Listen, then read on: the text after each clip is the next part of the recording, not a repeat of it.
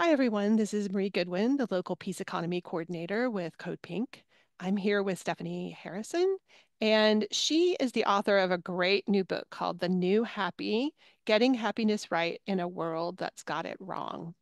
And anybody who knows about local peace economy work knows that that is a title that has us very interested because we here at CODEPINK believe that the local community and local economies is a great way of investing in yourself and investing in your own happiness through service to your community and to projects that impact your community, and that that is one important way that we can make ourselves and our families and our communities more buoyant and happy and resourceful.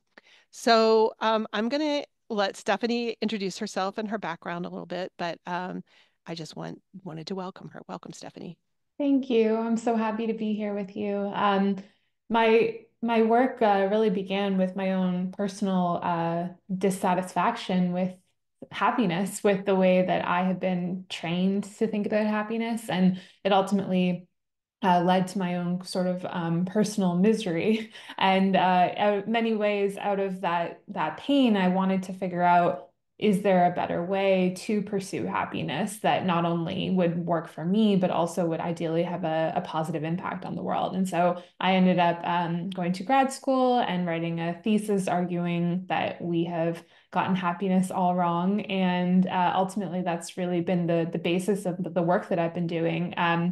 And essentially lies in arguing what you just said, Marie, that real happiness comes from being who you are and being of service to other people, and through community, through relationships, through our interconnectedness with the broader world.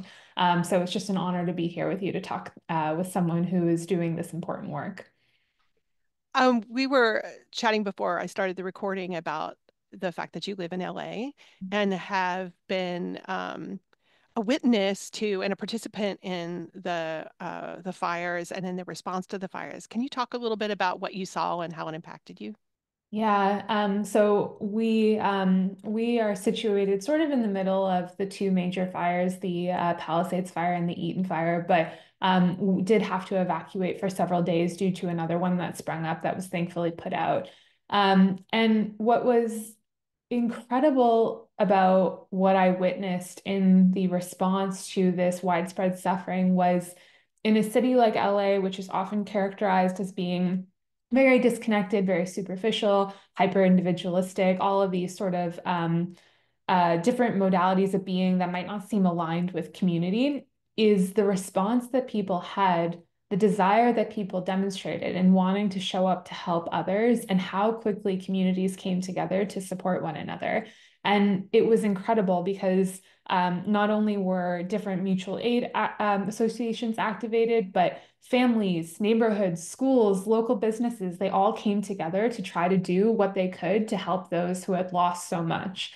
And what it sparked within me was this real sort of sense of hope for the future, because if we have that capacity within us to respond to pain in that way, could we tap into it more frequently to deal with some of the more chronic forms of pain that are ongoing in our society, as well as the acute ones like climate change events like the ones that we just witnessed? And it just shows how, one of the sort of core tenets of the New Happy philosophy is that we have a deep need to help other people. It's one of our needs, just like eating food or spending time with our friends. We have to help people. It is something that drives us. And having this opportunity presented through this tremendous suffering was, it really restored a lot of my hope and my faith in humanity to see how people really responded to that call for service. Yeah, and I think that that illustrates sort of there's a two-tier thing that this illustrates, that we can respond to need and that we're compelled to help people in need when it's right in front of us, right? Um, and in part, the world, because of social media and the way that we see the world through the internet, it all feels like it's right in front of us, but that is, we can't control or respond to emergencies often in a personal way when they're really far away. And so when they're right here in our own towns, we can respond to them. But the reality is that every community, whether there's a fire or a very visible emergency, that there is real need in our communities, but that often we don't see them, and that they're subterranean, and that being somebody who can ask for help in a visible way in your community, either like through like online boards or what gifts and needs circles or whatever, if you can become more comfortable as an individual asking for what you need, that you're actually giving a gift to people in your community, because then they can step in and help, and that feeling of reciprocity about helping other people and then getting your own needs met is is really founded on the uh, the participation by asking for what you need, which we find in our hyper individualistic culture really difficult to do. To Mm. ask for things, unless we're in an emergency situation, to ask for help seems like that's almost impossible. So, getting comfortable with asking is something that, is a gift we can give to others, I guess, is So what I was going to true. say. Yeah. Yeah. One of the things I've tried to say to people who are really struggling with this is asking for help is a way of helping. Yeah. To reinforce your point, like you, it's a very strange thing because like in our culture, we have a deep value of helping. And from what I understand from the research, it's widespread. It's the most cherished value in every culture around the world. But we also have this deep antipathy to helping and being helped in all these ways as well. And I think it leads to a lot of conflict for people internally, where it manifests as struggling to ask for help, struggling to show up for people who need help beyond like an immediate kind of short-term need where they can just jump in and be the hero and then leave.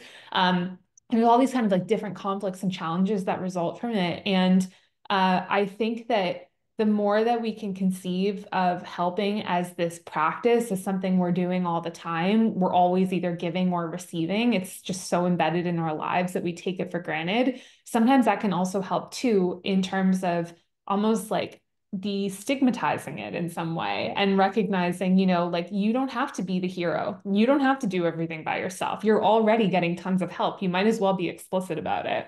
Right. Right. So the book that you wrote is based on sort of essentially, if you ground it down to two rules: Mhm. discover who you are, and then use who you are in service to other people. And when I look, there's a lot of people trying to discover who they are, right? Everybody I know, everybody, my kids, my husband, me, everybody I know is like, is in this ongoing pursuit of like, who am I essentially? And oftentimes we get stuck in that discovering who you are. It's like an individualistic urge, which our culture really supports that sort of individualism. But you argue that there is this second step: use it in service to others, and that is the key. And so, can you talk a little bit about like why people seem to get stuck in the first, and then find it hard to move into that second rule? Yeah, it's so interesting. You hit the nail on the head. It's the project of the self, right? Like thinking, oh, I can just keep buying more books or going to more programs or, doing all these things, which ultimately are in many ways like the instinct is to approach the project of the self through that capitalist lens of how do I spend money on perfecting myself or changing my appearance or getting certain things that show you what kind of person I am and can be a real trap. I think what people forget in those moments is that we are made through our relationships. Like we are only possible because of the ways in which we interact with others. Yeah. And um, any sort of self that is disconnected from other selves is to me no real self at all. And so if you sort of deny that second rule and you only focus on the self, you run the risk of not only never finishing your project of self because it's impossible, but also of becoming more and more pulled away from your true self, which is one that is good and connected to other people and generous and kind and all of these things that can only emerge in relationship with other people. And so I think that that's why I'm so intent upon emphasizing the second part, because there's, as you said, there's so many modalities and approaches to discovering who you are. But where I think we are really lacking in narrative and stories, in examples, is in the latter and in thinking about what it means to be connected to other people and actively contributing to their well-being in the awareness that that is ultimately what's best for you as a person too. Yeah, I like to think that this work, the local peace economy work, and all the people doing it's not just Code Pink, but all the people doing it is trying to provide resources about how to step out of that first step and then move into the second. Like what in giving you all the options, because there's thousands upon thousands upon thousands of ways that you can step into even a very local, small time rural community. There's so many ways you can step into doing this work. And but people often really don't even know how because our culture doesn't really our the war economy, the capitalistic, Mhm. neoliberal capitalism, it really wants you to remain individualized and alone and atomized in your, homes and it because it wants to take away these relationships, extract them, and then monetize them.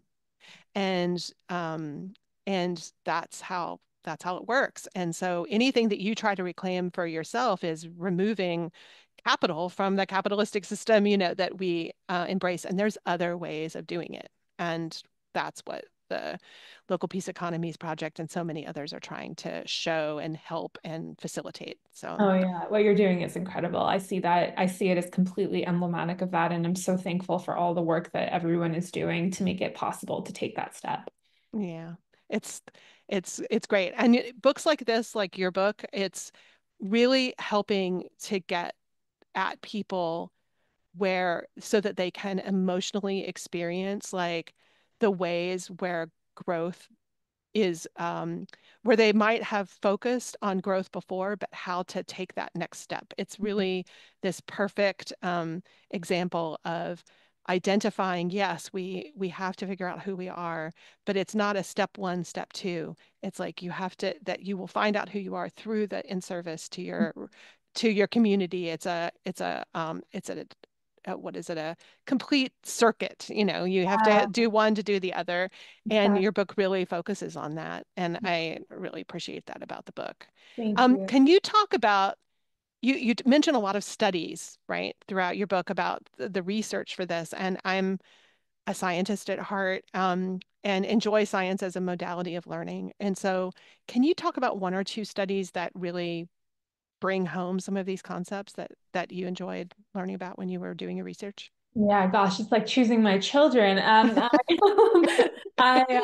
There's so many, like, gosh, I think in many ways, like, I think that my sort of approach was almost like a grounded theory approach in terms of reading through all of the research that I could get my hands on and then having these emergent themes come up that really sort of then directed me in terms of where to take the next step. And so there were so many moments on that research journey that really made me sit up and go like, oh my God, like this is I have been lied to. I have been taught all of the wrong things. And like I would say that probably one of the most interesting ones that really grounds a lot of the philosophy is Maslow's hierarchy of needs and discovering that one, Maslow never made a pyramid form of those needs, and two, that when he looked back on that work later in life, he realized he had forgotten this need, the need to help people, the need to go beyond yourself.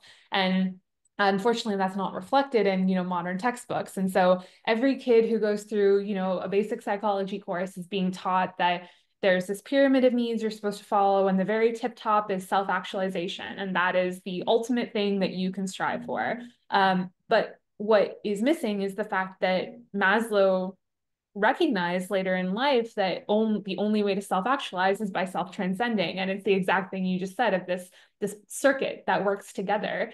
But more than that, also, I think that Maslow's pyramid also ends up reinforcing a lot of these ideas of I need to help myself first. Like I need to do these things to get my needs met, and that I live separately in a vacuum from other people's needs. And only once I have gotten my money, my wealth, my fame, my power, whatever thing I think is going to make me happy, then I can go out and help other people and participate in some sort of pro-social or helpful endeavor. And when I realized that this sort of is this like kind of mass delusion that we're operating under, it becomes really obvious why we have this set of ingrained beliefs. And then I was able to, pull tons and tons of studies that found, for example, the single most reliable way to improve your mood is to help another person, to be kind to them. That kindness doesn't just help you in that moment, it lasts for up to a month at a time. It works on people who are depressed, on people who are anxious, on people who are going through cancer. Like this is this has this empirical backing, and it's almost like what I've witnessed, and I'm curious to hear if you've noticed this, but like what I've witnessed is that it's almost like people just want to sweep that under the rug and be like, let's go back to focusing on our individualistic approaches to well-being, even though we know this thing really does work. Because in many ways, it just runs counter to the prevailing narrative. It's not supportive. And if you can't sell it, if you can't monetize kindness, is it really going to catch on in our world? And I think that the more evidence that I amassed of just showing how good it is for you to help other people, it just became very clear to me that there was a huge gap in the public awareness. Yeah. Yeah, there is I do think that the Maslow's hierarchy of pyramids, it's like it is it I wouldn't say it's caused, I mean, it's a heuristic that people use to understand, but like any kind of heuristic, it's oversimplifies what is an actually super complex, and it leaves out whole sections of the way people interact with each other. And I was just thinking about that a long time ago when I started a free store like 15 years ago in our community, and we had on the wall an alternate pyramid on the wall about giving and the sort of like the hierarchy of giving and consumerism and about like giving as the base of the pyramid. And it was based on the Maslow's pyramid, but like taken into another like alternative economic form.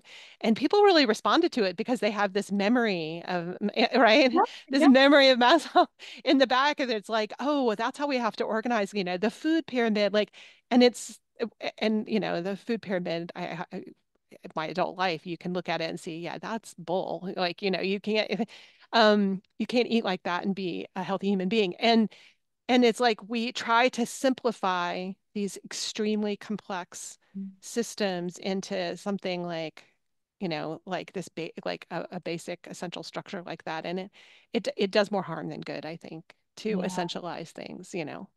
Um, but yeah, so I appreciate that. Is there another study that you like?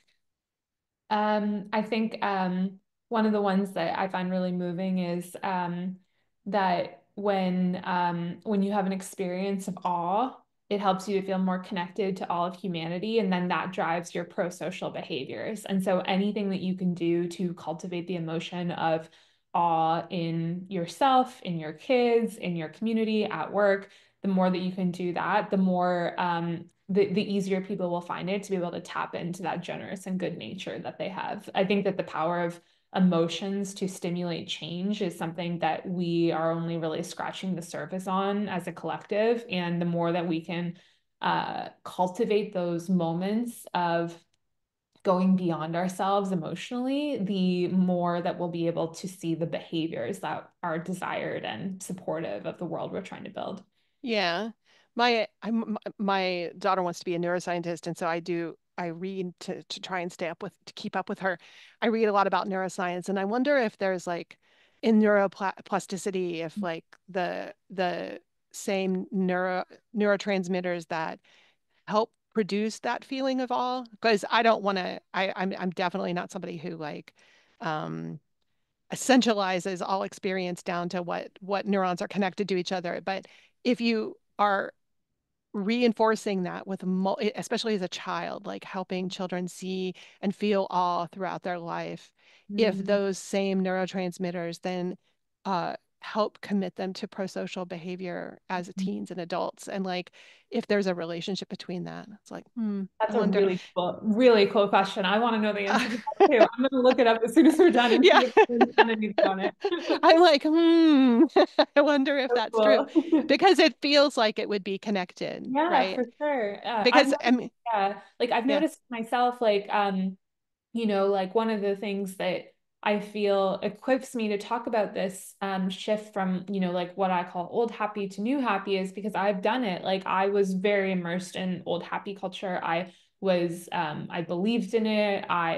Again, I didn't know that I believed in it. I didn't know it was a thing. I thought it was reality, but I was very much operating under this worldview and having to deconstruct that and then build almost like in many ways, not just a new worldview, but a new brain that responds to things differently. I have witnessed in myself that the cultivation of these states of being and through practices like kindness or love or compassion or awe, any of these emotional states, they absolutely come more easily to me now than they did at the beginning. And I can find myself slipping into them almost effortlessly most of the time.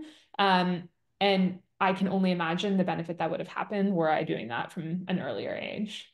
Yeah. Yeah. The same for me too. Like it was a lot of adult um therapy and work, hard work for me Hard to work. reclaim some of that.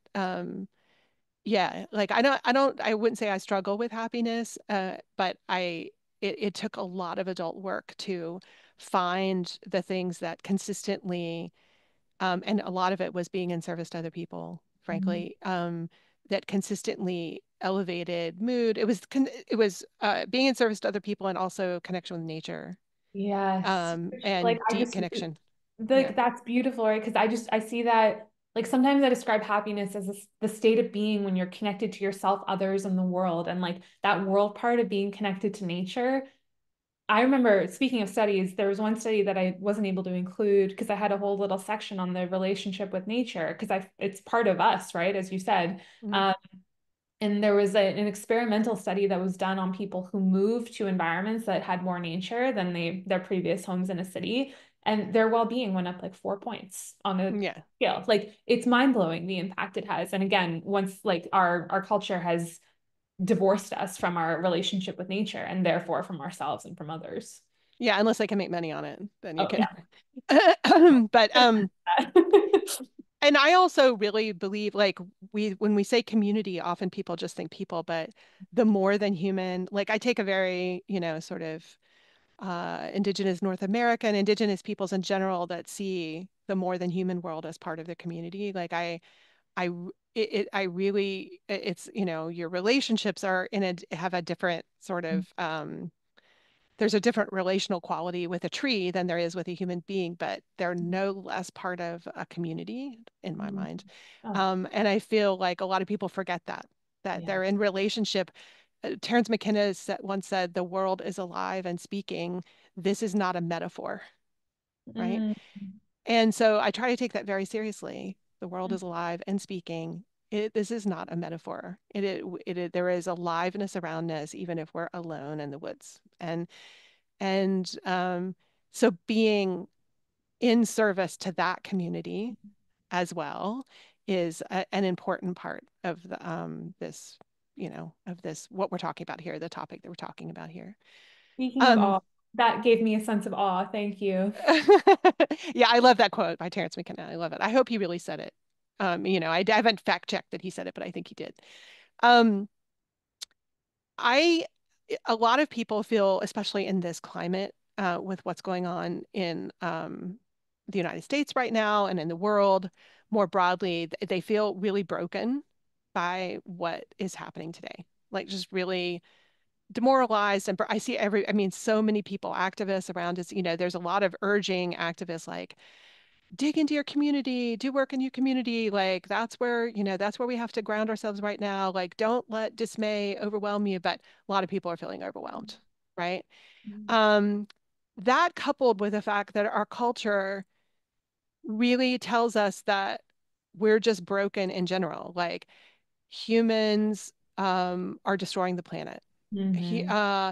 humans are violent by nature. Humans are dominant or try to dominate other humans by nature. We are violent and warmongering and left to our own devices.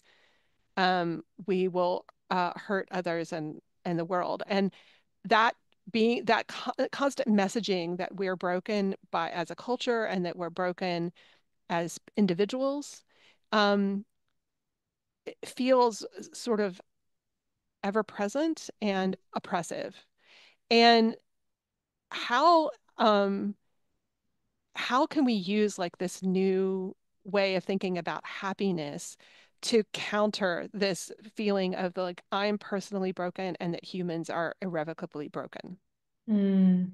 Something I've been thinking a lot about over the last couple months. And you know what? Like, I think that I have a theory that um, there's the answer to that question lies um, in the ways in which in going against the default way that we want to approach it. And so what I mean by that is that there is this, I'm somebody who has a lot of like social media profiles. So I see a lot of social media content, not through my choice, but just because I happen to log onto the internet and there it is.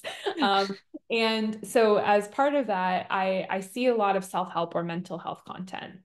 And um, I I try to be somebody who brings awareness to the way in which old happy culture is shaping these messages, because sometimes I think they can backfire and end up being harmful to our ultimate goals. And one example of that is that I think that a lot of the online discourse around self-love, for example, is about teaching you to love yourself by putting other people down or by disconnecting yourself from your humanity. And I often will speak to people about how if you want to fully love yourself and embrace yourself as whole and complete as you are, you can't deny that for other people as well. You have to be willing to extend that same gift to them at the same time. Because if you think that, oh, Stephanie over there is broken and bad and flawed, then what you're doing is you're judging their humanity, and you're saying that some people aren't acceptable as human beings, that there's some level of condition that's required to be loved or seen as enough. And deep down, like that you can't offer yourself unconditional love if you're refusing to offer it to other people. And so in many ways, I think that for some people who have this impulse to demonize the other without knowing it, I'm not saying this is conscious either. It's like kind of a trained impulse for a lot of us, and to strive to love oneself in a vacuum, I just don't think it's ever going to work. And the way in which we can learn to see ourselves as whole is through extending that as a gift to other people and knowing that we are worthy of that same offering that we are giving to them. And I think that in many ways, like I have witnessed in my own life, that the more that I have strived to love other people and to extend them that recognition of their wholeness, the easier it has become for me to do the same thing for myself. And once again, I think that us forgetting that everything is relational has backfired on us, and we're is actually ending up separating us from ourselves and from other people even more. And so I really wish that we could have a deeper and more nuanced conversation where we're able to say, yeah, yes, Stephanie over there, she might have made a mistake. She might have done something that was harmful. She might have not known how to approach that situation. But we can also respect her sense of inherent self-worth. And by doing so, we can help her to change her behaviors and to become somebody who is acting in alignment with values that serve other people. But when we exist in a world where we say, if you make one mistake, you're broken, you're bad, you're cast out from the world, it's going to be really hard for us to, I think, find that sense of wholeness within ourselves and others. Right. I think that that idea of dehumanizing the other, ultimately everyone is other from Yeah. us.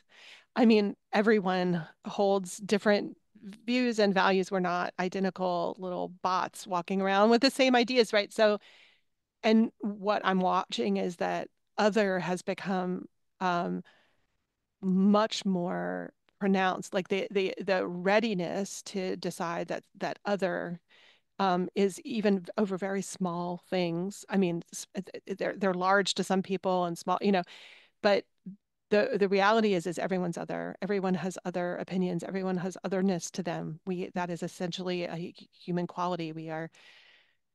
There is a we individually exist in our minds and we act from that and we are other to each other. Um, but we but by not focusing on what makes people other, but what makes us collectively human, having an experience in all the multiplicity of ways that we are human and can be human and make mistakes and recover from mistakes and forgiveness. And I, I'm seeing such a lack of that this day to these days in the discourse, and it scares me, frankly, because it's been polarized for my entire adult life and probably long before that. And it just, I'm seeing that our we're becoming atomized, um, and the discourse is becoming more strident and unforgiving.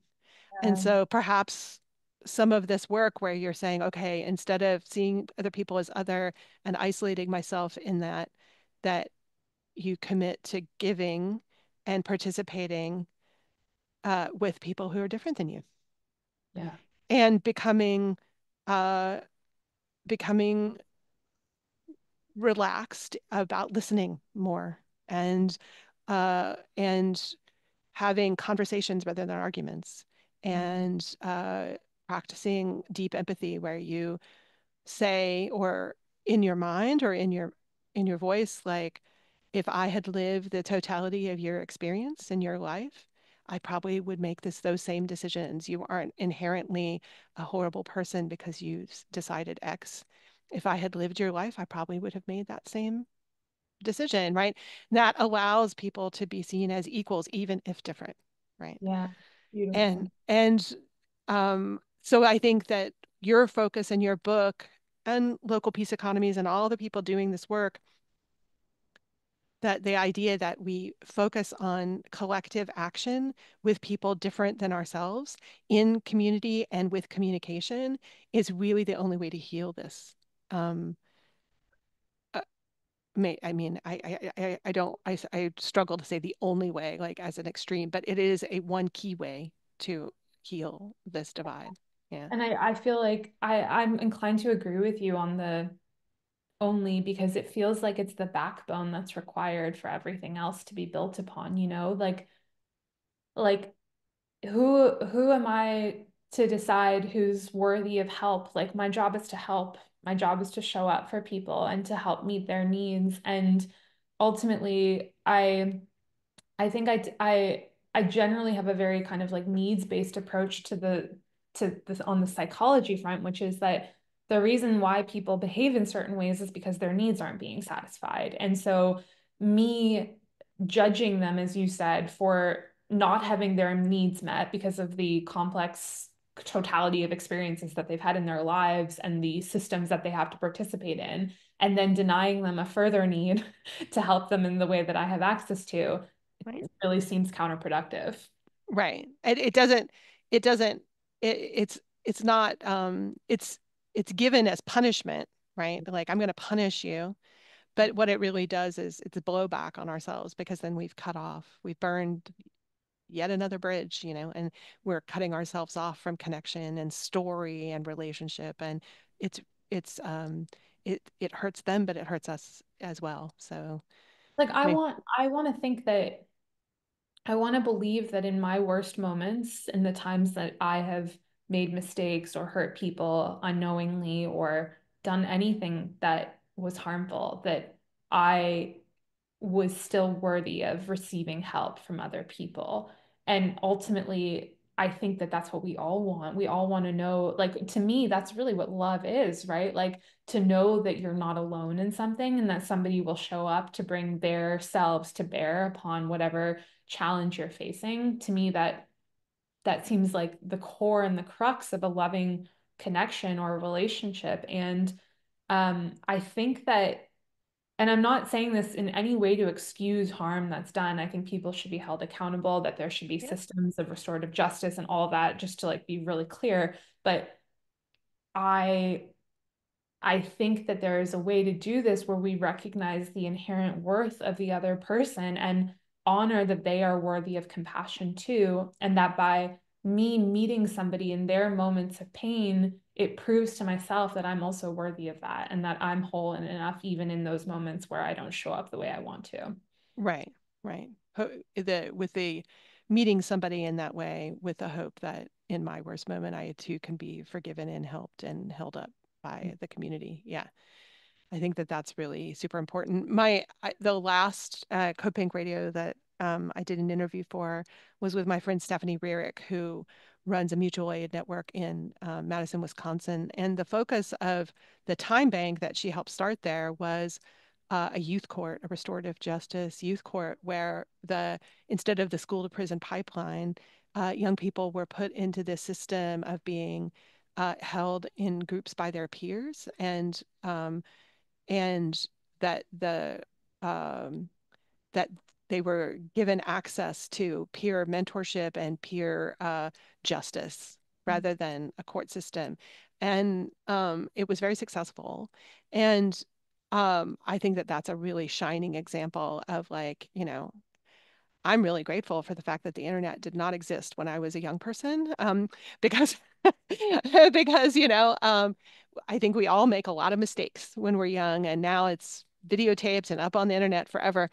Um, but this system where kids who get in fairly serious trouble can be listened to by peers and mentored through these time periods and held accountable. It's not letting them off. Like, they're held accountable, they have to do community service, there's specific reparations that have to be made, but that they are held within a system of their direct community, which I think is super important. Wow. So a mentor of mine, a long time ago, actually, said in a talk that he was giving that he's like, the world is on fire, and we can see the fire, but we're each given a fire extinguisher, and that's all the tools we have, right? So that to me has always helped really refocus the sort of like low level to sometimes high level of anxiety that I feel about what's happening in Gaza and what's happening in Ukraine and what's happening all over the world. I mean, that, it's many conflict spots. I mean, that everywhere there's conflict and bad things happening to people, and we know so much about it now. But we want to do something, and there's very little that we can do individually. Um, Even if we were, a senator or somebody with a lot of power in our system. So we're given a fire extinguisher. So how do you suggest, like, what steps, like, that you've outlined them in your book, and I love them, so I want you to tell the audience, what steps would you take to help people feel empowered in their communities to using their fire extinguisher on the pain and the suffering that they see around them and being in service to their community?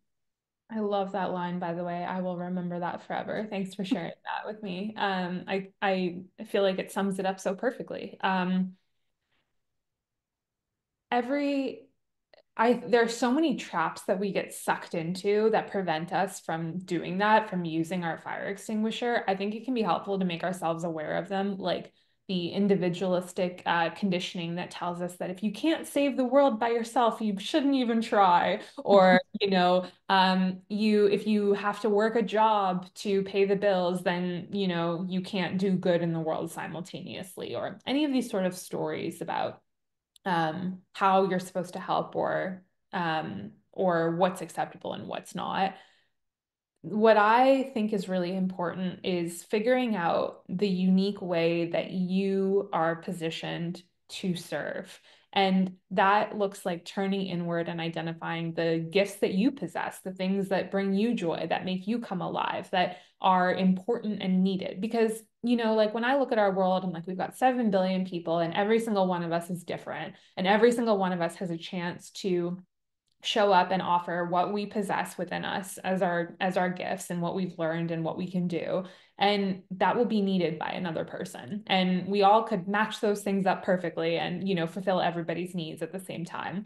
And so I think that and especially also for being able to sustain your own sense of personal motivation, your ability to grow as a person, that connection to your own desires and needs, figuring out your unique gifts that you possess, and then finding a domain where you can use them is sort of the process that I generally recommend. And like we sort of tend to think really narrowly about our gifts, I think, as well. So I recommend breaking it down into these three different buckets. There's your humanity, which is who you are as a person. There's your wisdom, which is what you have learned or what you know from your life experiences. And then there's your talents, which are the things that you can do.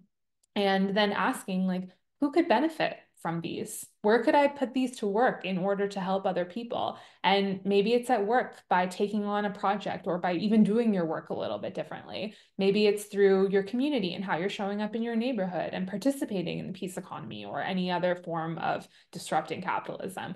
Maybe it's in, working towards a broader cause, like raising money to help people who are going through something and, building a network of mutual aid. Like there are so many different opportunities that we have to use our gifts. And I also think that sometimes identifying a problem that really upsets you and that you want to solve can also be a way into figuring out, okay, like where is the local spot that I can help and start to participate in this.